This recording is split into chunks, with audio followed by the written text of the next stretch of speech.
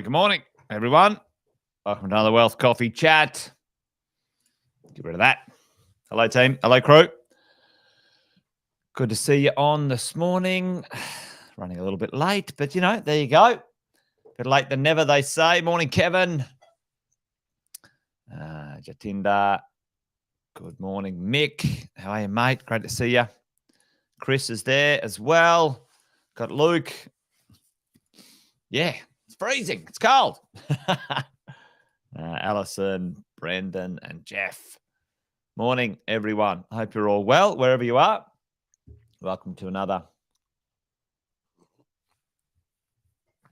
Wealth Coffee Chat. Lee, all the way from Tassie. Yeah, it'd be bloody cold down there, mate. Joyce. There you go. A little bit nippy up here in Queensland, but nothing like down there, I'm sure. We'll do the quick intros and warm-ups while things are getting going. Thanks for joining. Jason Witten's my name. If you didn't already know, it says it on the screen just so I can have a reminder. Anyway, there you go. Thanks for coming along. This thing's called Wealth Coffee Chats. We do it every day, every weekday, mostly anyway.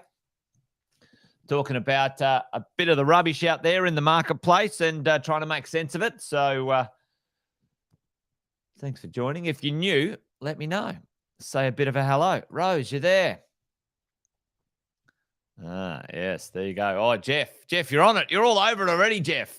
I might as well hang up the boots then, I think. But Jeff's on it already. But there you go. There's a little tip. If you read the headline of today, which two states have had a budget surplus this year of many billions of dollars? And what does that mean to us? And is there anything in there, right, that might give us a little bit of insight, to how we might invest or things that we might do. So I think that would be worth having a bit of a conversation about today. So let's get into it. What, as property investors, does that mean? Billions and billions of surplus. Does it mean at some point in the future they're going to have a net debt? We'll talk about that in a minute. And some side effects of some of these states, positive and negative, of having debts and what they can mean locally for us and ownership of real estate in those spaces, right? So let's talk about that today. That's what I thought we'd have a bit of a yarn about. Billions of dollars of surplus. will that assist us in the world of property investing?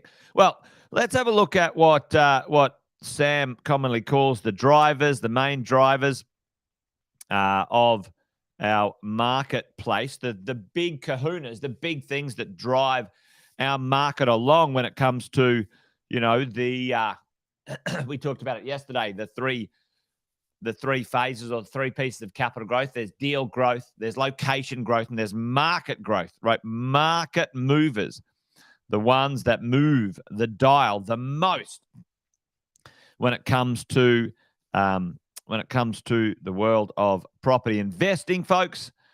Tell me in the chat if you know, if you want to get involved this morning, what are the big market drivers? Most of you should know this if you've been hanging around long enough. What are the drivers that drive things along? And, where does this have a bit of a look at? Where does this have a bit of a look at what's going on with these surpluses? Anyway, there you go. Morning, David. David's onto a population for sure. So let's have a look at these market drivers, right? So big ones in here. So we have, let's call it interest rates. Interest rates. We've got population. We've got supply and demand. Supply and demand. Supply and demand. We've got infrastructure spending. Yeah, population, infrastructure, employment. Economics, employment, and politics. Crazy stuff, right? Population, locations, jobs, interest rates, infrastructure. Yep. The economy, employment / economy. I call that one economy.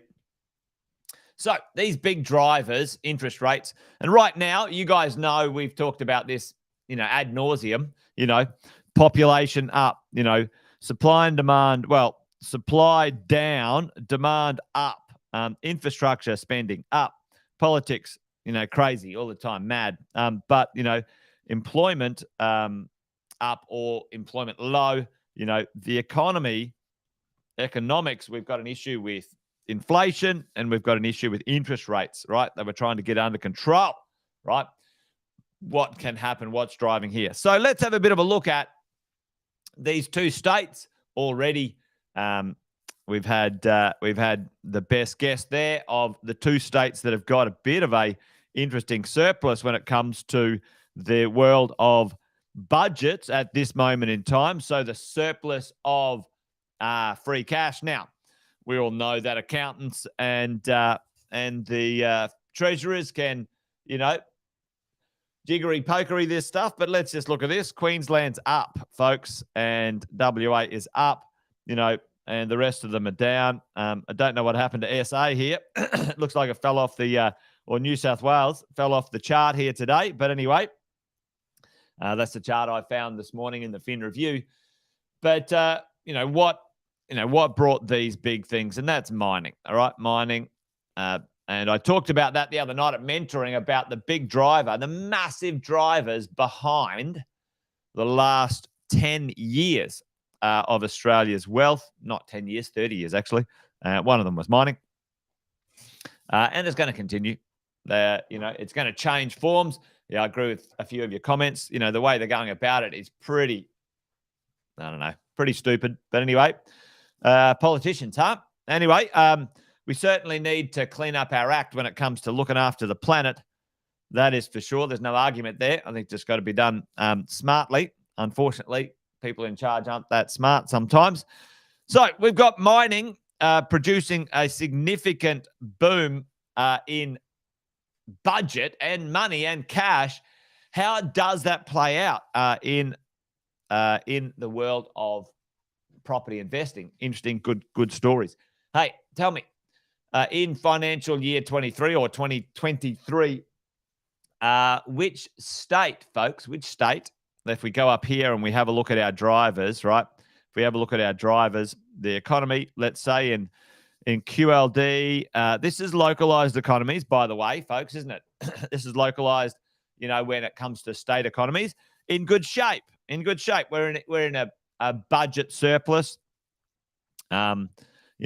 the population, supply and demand, infrastructure. Let's have a look at this. Let's take a look at if there's a combination. There's a combination of these things going on for people. All right, or for property investors anyway. Anyway, employment WA. Let's look at this. And I've probably already given it away, but we've got mining. That's bringing in some bucks for Western Australia and Queensland. What's going on with the population, folks? What's the net population inflows? What's the two places in Australia that have had positive internal migration?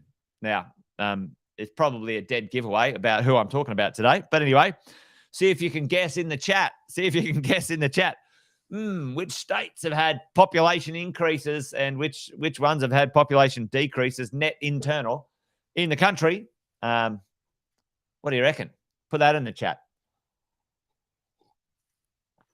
So, well, decreases, yep, and increases. Well, look at this. Queensland, population increase, folks. Western Australia, population increase. Interesting, hey? So we've got a net budget balance, a net population increase and balance, which is pretty good. Victoria and New South Wales, unfortunately, lost a few people. Interesting, Western Australia in the lockdown, right? Just said no one's coming in and no one's getting out. So that was interesting. But so we've got winners per se, if you want to call them that, when it comes to this thing.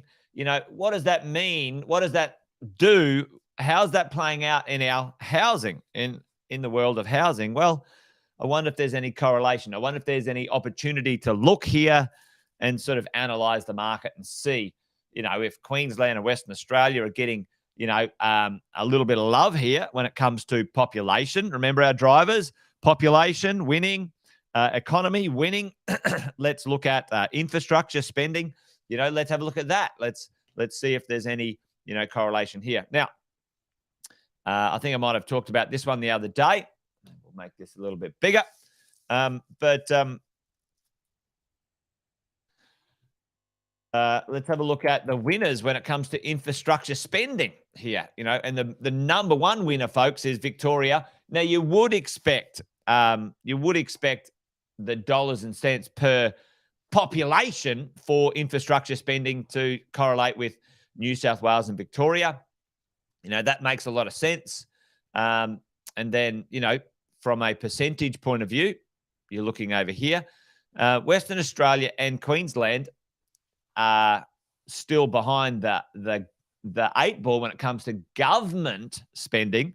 But if you go and have a look at the local budgets, right, the Queensland budget and the Western Australian budget themselves, so even though they're kind of seventh and eighth, they're still getting, $14 or $15 billion from the government, Western Australia, $37 billion from the government, Queensland, to, get ready for the Olympics and those sorts of things, which makes sense. So again, if we go back to our little idea of how are we winning here? Infrastructure, tick and tick. So, really nice dollars and cents coming along. Happy days. Weren't first, but not going backwards. That's good news. That's great news. And if we go and have a look at, Queensland's budget, I think it was down here. Where was it? Anyway, the budget, a record $89 billion 4-year capital program. All right. So Queensland's doing a record, folks, of spending in capital around the country, and another provision of $1.9 billion leading up to the 2032 Olympic Games and Paralympic Games. So, looking good. You can go find the Western Australian budget. You can see they're putting in, train lines. There wasn't a snapshot on this one, unfortunately, but they're spending a lot of dough. Where was the thing here? Anyway, might have been at the top, but you can see, they're throwing down the cash when it comes to their budget as well. So, locally, if they've got some, where was it at the top here? They've got a $3.3 billion operating surplus. Blah, blah, blah. Anyway, the point is, folks, what's going on is the idea that, there's something to look at and think about, when it comes to population, infrastructure, economy, some ticks in the boxes there for those three states. Doesn't mean the other states haven't got their mojo on too in different ways, folks, just so you know. But, what I'm trying to look at today is there any correlation? Is there any interesting things we can gather from looking at these ones in isolation compared to good old Victoria, the old budget, the debt is pretty nasty at the moment. Now, it doesn't mean the other states haven't got debts either. So let's have a look at that just quickly. I'll actually do this here. Like Queensland, if you have a look at Queensland, it's got a surplus now, but it is predicting to have a negative into the future. Why is that? Because, I don't know, that's how they run, unfortunately, sometimes. But the interesting one, folks, when you have a look at some of this data, is check out the unemployment rate and the inflation forecasts for Queensland. All right. So these are the forecasts from the government. So they're saying, this is interesting. I wonder if they know something we don't, folks. I wonder if they know something we know. They're saying, hey, inflation is going to be down. Their projections. Now, I don't know. What do you reckon, folks? You reckon they know something we don't, or they're just having a wild-ass guess, a wag at it? Anyway, so inflation down at, 3.75 by financial year 24. What does that mean for interest rates, by the way? Put that in the chat for me. So if inflation's down, if it goes down, what does that mean for interest rates, folks? Yeah, a wild-ass guess. Yeah, I reckon you're right, Alison. A bit of a wag. What does that mean for interest rates? Interesting. If they have anything, they know what they're talking about, which is probably not anyway. I'm just pontificating here. Then interest rates down. So anyway, I thought that was interesting. But what's going on with our property market? Let's drill into great for rates. Exactly, David. Let's drill into our capital cities and have a bit of a look at some of these things when it comes to the average house price in Australia. So, folks, have a bit of a look at this. This is the average house price across our capital cities, and I think I talked about this the other day, the difference between the average and the median and blah, blah, blah. Anyway, let's have a look at March 23. Check out a couple of these things. Check out Perth. Check out the median house price in Perth, right? Less expensive than Hobart. Go figure. Mind-blowing, folks. Mind-blowing. Oh, gee.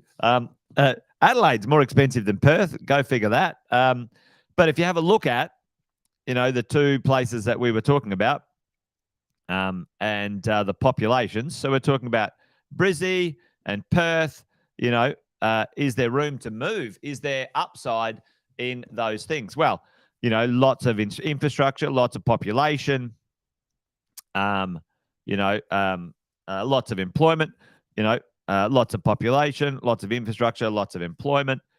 And, supply and demand issues are, a bit of an issue.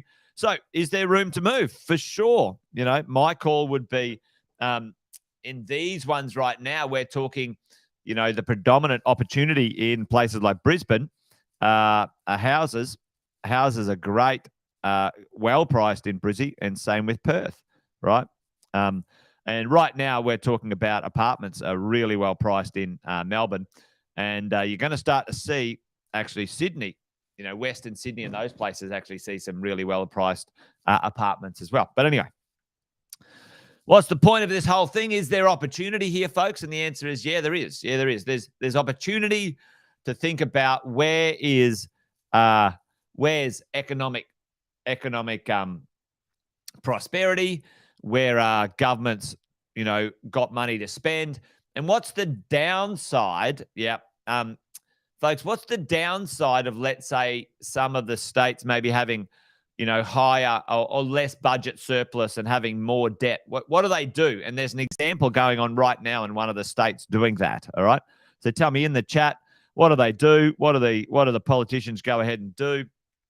And if you have a look at places, again, here, it's cheaper to rent in Perth and Adelaide than and Brisbane, funnily enough. Then you got Melbourne and Hobart. So, is there room to move? Yep, there is. There's room to move when it comes to the economics of owning real estate and also the rentals across those bits. Anyway, there you go. What does a government, what does a state do when they end up with a net debt like this, folks? What do? Now, it doesn't mean that it's a terrible place to invest, because there's opportunities. What happens is the uneducated run away and leave a excellent buying opportunity for others. Yep, they put taxes up. So the Victorians have put the land tax up. Now, it's not the end of the world, by the way. It's another flat $650 fee. That's not the end of the world. However, that's what they do. Cheeky buggers. So that's something, and really that's something that for all of us is why we diversify, right? Diversify. Why not own in QLD, New South Wales, Vic, and then if you want a fourth diversification location, then Western Australia makes sense, right? That's the way. Yep. I think it is the end of Dan. Hopefully, the Victorians voted him in again. Oh, gee, I don't know what's going on. Suckers for punishment. Anyway, the point is, folks, today's conversation, is there opportunity in those markets when it comes to real estate and housing? The answer is yes. They're in good shape. Queensland, is getting lots of attention. Population, infrastructure spending. Where's the value? What's the opportunity there? It's huge. It's huge, folks. It's the number one eastern states destination for those things. So, get a piece of Queensland every day of the week. House and land is good value up there at the moment. And then, Western Australia, what's it got going on? Well, again, jobs, it becomes, it's linked to being quite a large mining town. But, it's one of those diversification plays when it comes to your investment portfolio. Is it worth it? Maybe it is. Maybe chat to your coach, maybe chat to your investment team and see if that could be on the menu for you. Anyway, there you go. That's it from me this morning. I did have a question there. There was a question in here. Brandon, with limitation of rental increases.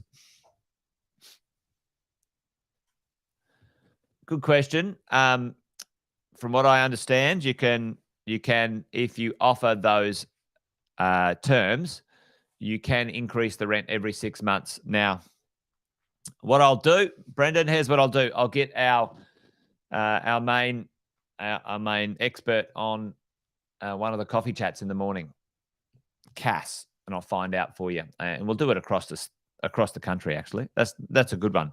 I'll do a rents update in the next Wealth Coffee chat, folks. There you go, Brendan. That's what I'm going to do for you. All right, folks, that's it from me today. Thanks for joining. We've gone a bit over time, but there you go. Sometimes I rabbit on.